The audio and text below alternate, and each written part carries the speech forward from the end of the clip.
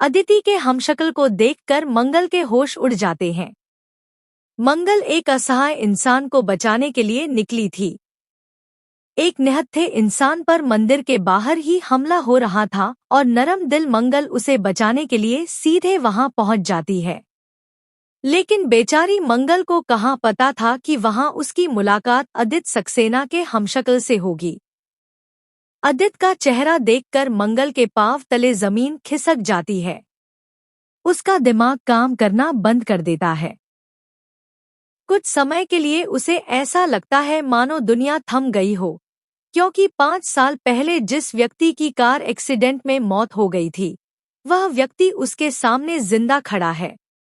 मंगल घबराई हुई आवाज में कहती है, आदित्य जी, आदित्य जी, लेकिन सामने से कोई जवाब नहीं आता। इससे साफ तौर पर लग रहा है कि यह आदित्य नहीं है, क्योंकि न तो वह मंगल को देखकर चौंक रहा है और न ही किसी तरह की भावनाएं दिखा रहा है, बल्कि वह तो बिल्कुल सामान्य व्यवहार कर रहा है, जैसे वह डरा हुआ हो और उसे लग रहा हो कि मंगल ही उसे मारने वाली है। इससे स्पष्ट हो जाता है कि यह आदित्य सक्सेना नहीं, बल्कि उसका हमशक्ल है। तो क्या वास्तव में मंगल लक्ष्मी की कहानी अब एक हमशक्ल के मोड़ की ओर बढ़ रही है? क्या सच में आदित्य सक्सेना की मौत हो चुकी है, या फिर वह किसी अलग मकसद के लिए यह सब एक नाटक के रूप में कर रहा है? आखिर इस पूरी कहानी का सच क्या है? आइए जानते हैं आज के एपिसोड में। बिना समय गवाए मंगल लक्ष्मी के लेटेस्ट एपिसोड का रिकैप शुरू करते हैं। कहानी की शुरुआत मंगल से होती है। मंगल इस समय हॉस्पिटल पहुंच चुकी होती है अपनी अम्मा यानी कुसुम से मिलने के लिए। जैसे ही मंगल रिसेप्शनिस्ट के पास जाकर पूछती है कि उसकी अम्मा कुसुम सक्सेना किस कमरे में है, रिसेप्शनिस्ट बताती है कि वह आईसीयू में है, लेकिन अभी उनसे नहीं मिल सकती। मंगल पूछती है कि ऐसा क्यों? वह उनके घर की बहू है और उसे अपनी अम्मा से मिलने का पूरा हक है। रिसेप्शनिस्ट बताती है कि एक समय में केवल एक ही व्यक्ति उनसे मिल सकता है और अभी उनका बेटा उनसे मिलने गया है। यह सुनकर मंगल चौंक जाती है। उसे आदित्य सक्सेना की याद आती है और वह घबराकर आईसीयू की तरफ भागती है। अंदर हम देखते हैं कि जयराज कुसुम से मिलने आया होता है। मेकर्स यहाँ यह दिखाने की कोशिश कर रहे हैं कि जयराज बुरा इंसान तो है, लेकिन केवल मंगल के लिए। क्योंकि जब मंगल उसके ऑफिस में जाकर उसे खरी खोटी सुनाकर आई थी कि उसकी वजह से उसकी अम्मा की तबीयत खराब हुई है, तो जयराज तुरंत हॉस्पिटल पहुंच गया और हाथ जोड़कर कुसुम से माफी मांगने लगा। हालांकि कुसुम बेहोश है और उसे कुछ पता नहीं है, फिर भी जयराज माफी मांग रहा है। इससे लगता है कि जयराज केवल मंगल के प्रति कठोर है, बाकी लोगों के लिए नहीं। कुछ सूत्रों के अनुसार आगे चलकर जयराज और मंगल की शादी भी हो सकती है। इसी बीच जैसे ही मंगल आईसीयू में पहुंचती है, जयराज छिपकर बाहर निकल जाता है। मंगल चारों तरफ देखती है, लेकिन उसे कोई नहीं दिखता। वह सोचती है कि शायद रिसेप्शनिस्ट को गलतफहमी हुई होगी, क्योंकि न आदित्य जिंदा है और न ही कार्तिक, तो फिर अम्मा का बेटा कौन हो सकता है? मंगल शुभी को बुलाकर कहती है कि वह अम्मा को घर ले जाए, वह दवाइयां लेकर घर पहुंचेगी। शुभी कहती है कि मासी, आपको टेंशन लेने की जरूरत नहीं है, वह सब संभाल लेगी और दादी को सुरक्षित घर पहुंचा देगी। इसके बाद मंगल दवाइयां लेने निकलती है। रास्ते में माता रानी की रैली निकल रही होती है। मंगल हाथ जोड़कर प्रार्थना करती है। जैसे ही वह आंखें खोलती है, उसे आदित्य सक्सेना की झलक दिखाई देती है। मंगल भीड़ को चीरते हुए आगे बढ़ती है, क्योंकि वह आदित्य को खोना नहीं चाहती, खासकर कुसुम के लिए। लेकिन जब वह उस व्यक्ति तक पहुंचती है, तो पता चलता है कि वह आदित्य नहीं, कोई और है।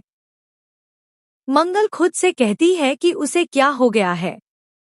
आज दो बार उसे लगा कि आदित्य जिंदा है। लेकिन 5 साल पहले ही उनकी एक्सीडेंट में मौत हो चुकी है। अगर वह जिंदा होते तो अब तक अपनी अम्मा और बच्चों से मिलने जरूर आते। वह कभी अपने बच्चों से दूर नहीं रह सकते। यह सब उसका वहम है। इसके बाद मंगल दवाइयां लेकर घर पहुंचती है। कुसुम को होश आ चुका होता है और सभी लोग उनके आसपास बैठे होते हैं। मंगल दवाइयां देते हुए कहती है कि अम्मा, यह दवा ले लीजिए ताकि आपका बीपी कंट्रोल में रहे। लेकिन कुसुम मुंह फेर लेती है और कहती है कि मंगल, तुम हमारी नजरों से दूर हो जाओ। हमें तुमसे मिलना नहीं है और न ही तुम्हारी शक्ल देखनी है।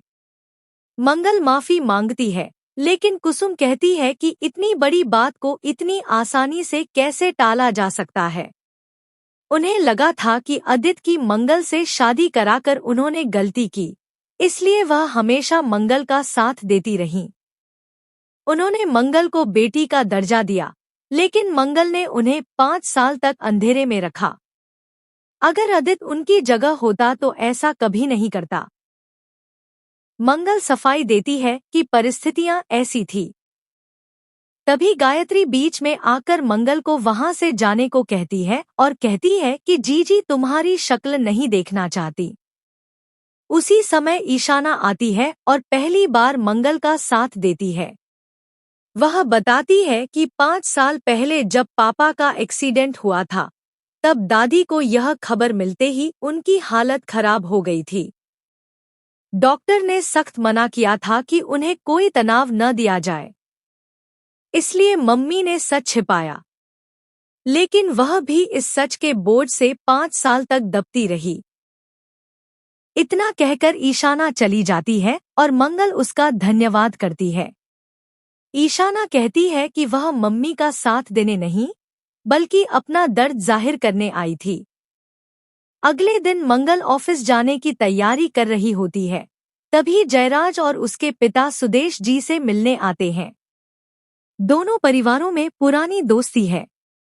मंगल ऑफिस जाने के लिए गाड़ी ढूंढती है, लेकिन एक गाड़ी गायत्री ले गई होती है और दूसरी रिपेयर में होती है। कैब आने में देर है, इसलिए जयराज के पिता कहते हैं कि जयराज उसी दिशा में जा रहा है, वह मंगल को छोड़ देगा। पहले मंगल मना करती है, लेकिन बड़ों के कहने पर वह जयराज के साथ चली जाती है।